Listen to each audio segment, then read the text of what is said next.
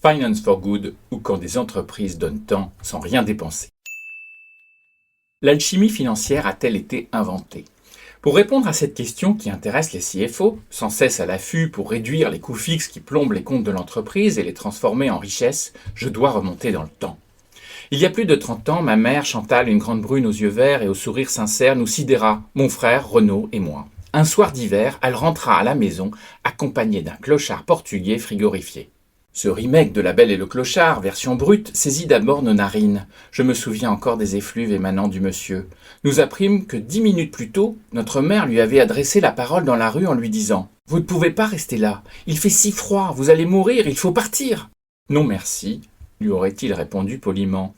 Elle avait alors ajouté « Si vous n'avez nulle part où aller, venez-vous venir dîner à la maison pour au moins vous réchauffer ?» Face à cette femme qui le considérait comme un être humain, alors que tout le monde voyait en lui un être vilain, il avait accepté. Ma mère l'invita à se laver pendant qu'elle lançait une machine à laver. Il ne lui confia que son anorak, alourdi par des dizaines de pièces, mais pas de cran d'arrêt, ce couteau qui me fascinait. Il resta longtemps dans notre petite salle de bain, et après un dîner chaud, incapable d'imaginer qu'il reparte mourir dehors, nous étions plutôt embarrassés de la suite à donner. Il nous demanda alors si nous avions une cave, soulageant ainsi mon frère et moi de savoir qui, de nous deux, offrirait son lit s'il décidait de rester. « Oui, et elle est même très chauffée », répondîmes-nous sincèrement avant d'y descendre en famille pour l'installer sur un lit de camp.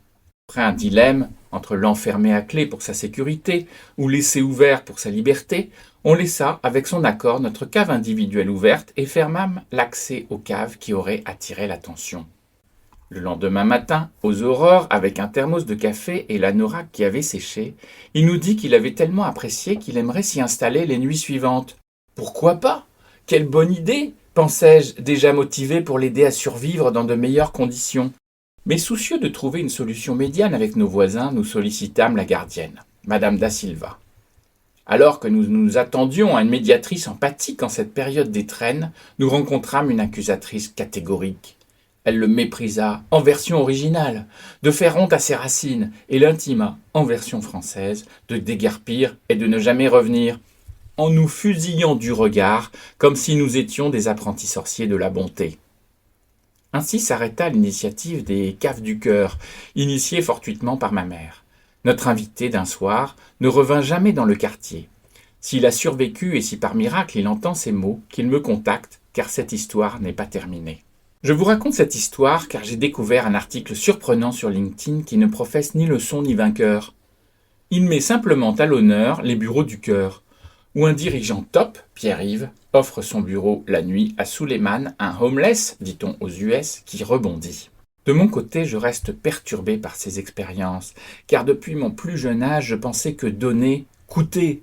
Je considérais même que la générosité était proportionnelle aux euros engagés. L'initiative des bureaux du cœur me montre que loger un SDF ne coûte rien, fait indéniablement du bien et économise beaucoup d'euros à la collectivité. En bref, on peut se montrer très généreux sans mettre la main au portefeuille. En effet, pourquoi donne-t-on si souvent ? France Gall, qui me manque tant, me répondrait avec son célèbre refrain « Tout donner, c'est la seule façon d'aimer, donner pour donner, c'est la seule façon de vivre ». Certes France, mais pourquoi l'entreprise, dénommée par ailleurs personne morale, ne donnerait-elle pas sans rien attendre en retour? Pourquoi ces organisations rationnelles, toujours en compétition, qui ne vivent pas de donations et qui payent des taxes à foison, donneraient sans espérer collecter par exemple de la publicité ou de la notoriété? Elle me répondrait peut-être « Ludo, c'est pour ne pas gâcher des dons, car dans la vie tu sais bien que tout ce qui n'est pas donné est perdu. » Merci à Antoinette Sellière que je salue ici, car c'est d'elle que j'entendis pour la première fois ce dicton indien qui m'inspire encore aujourd'hui. Je crois que les entreprises dont les dirigeants et managers qui pratiquent à longueur d'année cette chasse au gaspille devraient sauter sur l'occasion de faire des dons. Car oui, un don est perdu à jamais quand on ne l'a pas réalisé.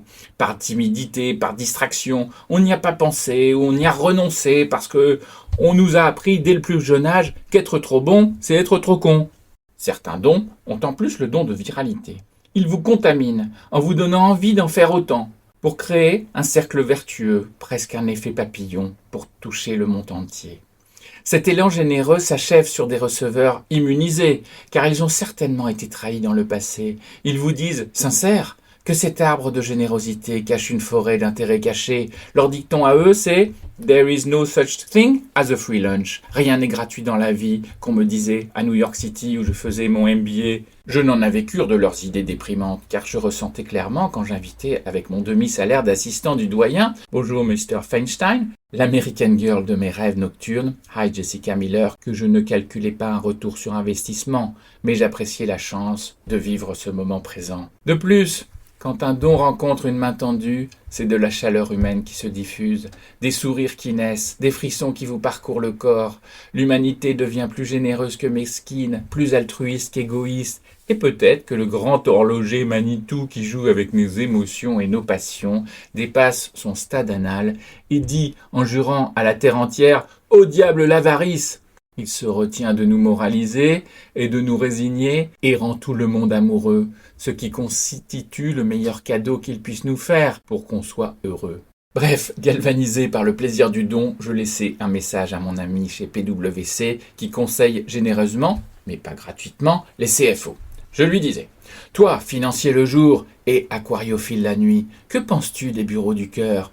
PwC et l'entreprise sentimentale pourraient scanner ensemble tous les coûts fixes des entreprises pour les utiliser à faire du bien sans que cela ne leur coûte rien. » Il me rappela et me dit « Imagine que toutes les entreprises pensent à regarder ainsi leurs coûts fixes. Ce sont des tonnes d'opportunités d'externalités positives qu'on libérerait dans l'atmosphère.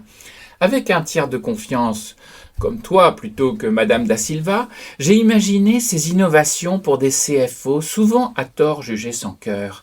Certes, le mot don ne doit pas être pris dans le sens trop restrictif, car il peut s'agir d'un acte exigeant une contrepartie financière modeste, pour des raisons de responsabilité par exemple, mais sans commune mesure avec un acte commercial qui sous-tend un bénéfice.